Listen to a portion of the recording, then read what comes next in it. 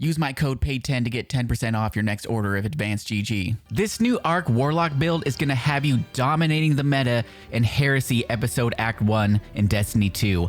Let me explain. Nearly every aspect of this build has been buffed with the launch of Heresy. I'm going to go over all the buffs, all the fragments, the aspects, the mods I'm using on my armor, and there will be a dim link down below so you can just copy and paste this so you guys can try this build out for yourselves. So Guardians, let's get into this.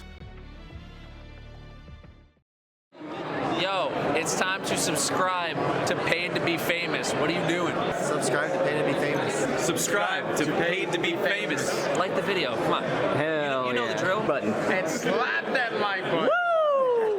So let's start off this build by going over the key tools that you will need to make this work. First of all, we have our exotic armor, the geomag stabilizers. Bungie has reworked the geomags. They added a new perk, sprinting while near max static charge will top it off. It starts at 6 stacks of static charge, re-added effects where the boots spark while running near full max static charge, and they increase the super gain from ionic traces from 2% all the way up to 7%. Now the normal exotic perk on the boots close enough states that damaging targets with Chaos Reach extends its duration, and then collecting ionic traces grants you energy for Chaos Reach. So all in all, a nice buff across the board for the geomags, and they increase the damage versus non-champion PvE combatants by 15% for the Chaos Reach. And then let's talk about our exotic weapon of choice, the Delicate Tomb Fusion Rifle. Comes with the exotic perk Trader's Vessel, fires a wide horizontal spread when shot from the hip.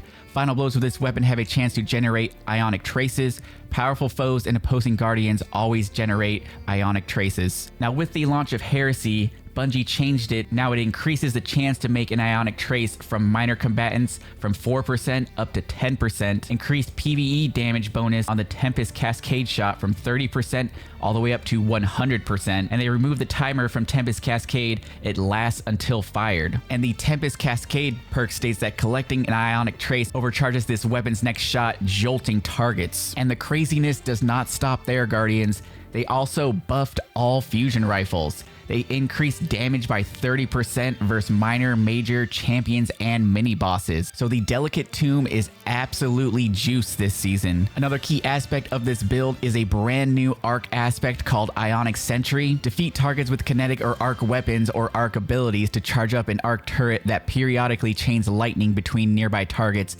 granting a stack of bolt charge with each hit. When you throw your grenade, you deploy the Ionic Sentry and it blinds nearby targets on initial impact.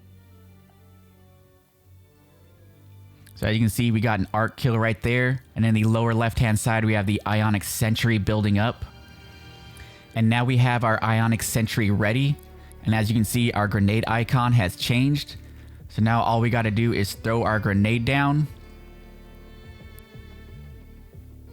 And these targets are blinded. And it's just going to send out this electrical shockwave, just like jolting feedback or volt shot. And you can also see that we charged up our bolt charge. Once it reaches that 10 stacks, it will say that bolt charge is ready. And now when you cast an arc ability, so like your arc grenade or your arc melee, it'll cast down a big lightning bolt that we're going to do at this captain right here. Pretty cool changes with the new arc kit. So getting into the Stormcaller Warlock subclass, obviously we're on the Chaos Reach Super. We are using the Healing Rift, we've got Burst Glide, and we have the Ball Lightning Melee. Fire an arc projectile forward that releases a perpendicular lightning strike after a short time. While amplified, the Ball Lightning releases additional lightning strikes before detonating. So you can see we are amplified. So we're gonna throw out our arc melee. And we got additional lightning strikes with that melee. And for our grenade, we're taking the Flashbang Grenade, mainly because of the blinding effect. Combatants are disoriented and cannot fire their weapons, and blinding can stun unstoppable champions. And we're going to be using fragments that synergize whenever you blind a combatant. So that's why we're using the Flashbang Grenade. And on top of that, it has a really low base cooldown. Getting into the aspects, obviously, we already went over the new Ionic Sentry to get the arc turret going, and we're also going to be using Electrostatic Mine. Defeating targets with arc abilities or defeating jolted or blinded targets creates an ionic trace.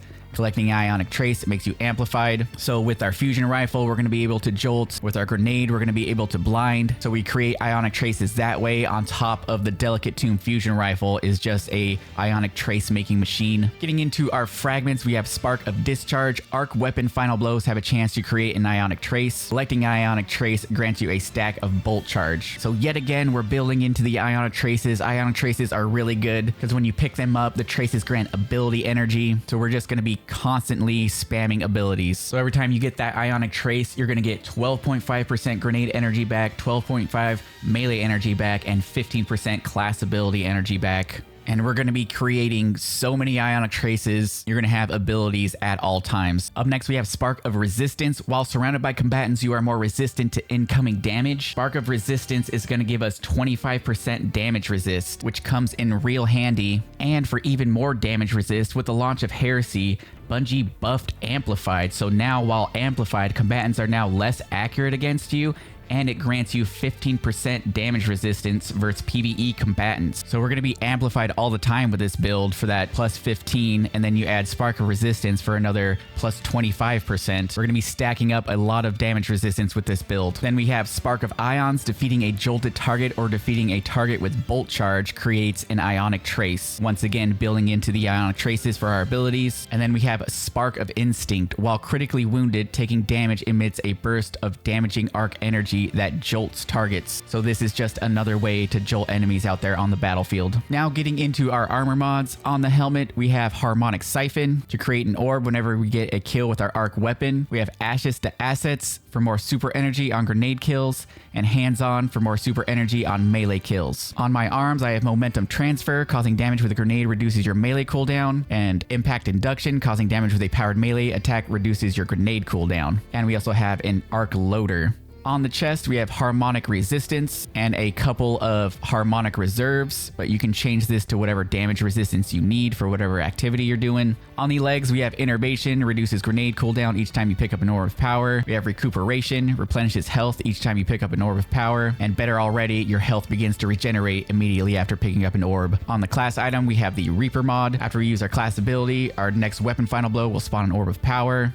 And we have 2 bomber mods, reduces grenade cooldown when using your class ability. For the artifacts and perks that I'm using, you have Overclock and Load while you're amplified or have Bolt Charge. Arc weapons gain increased handling and reload speed. We also have Photonic Flare, defeating an exhausted or severed target with arc damage releases a blinding burst. And I haven't unlocked it yet, but Flash Over will probably be a good one. When you gain maximum Bolt Charge, you also become amplified. Lightning bolts deal more damage. And then Elemental Supercharge will also be a good one. Defeating exhausted or severed targets with weapons that match your super energy element grants super energy. And if you want to take a look at my other weapons, I'm using the new auto rifle Adamantite with Slice to sever targets and Attrition Orbs. If you guys want to see a full breakdown of what the god roll is for the Adamantite auto rifle, I just made a video on it. Go check it out right here. Then we also have the Watchful Eye machine gun with the Rolling Storm perk to grant more stacks of Bolt Charge while amplified. And that is going to do it for the build, Guardians. This is absolutely dominating. I was having kind of a tough time when I first went into the new Nether activity, but once I set this build up, it absolutely destroys everything in there, and you're able to pick up those little pools of light that'll give you your health back. I was having a much better time with that. With the changes to geomag stabilizers, you get your super back insanely fast. It's doing more damage. I highly suggest you guys try this build out. Like I said in the beginning, there's a dim link in the description if you guys want to check this build out. If you guys are new here and found this helpful, don't forget to subscribe to the channel for more Destiny 2 content. Leave a like on this video down below. Follow me over on Twitch for the live streams, and I'll catch you guys in the next video. Peace.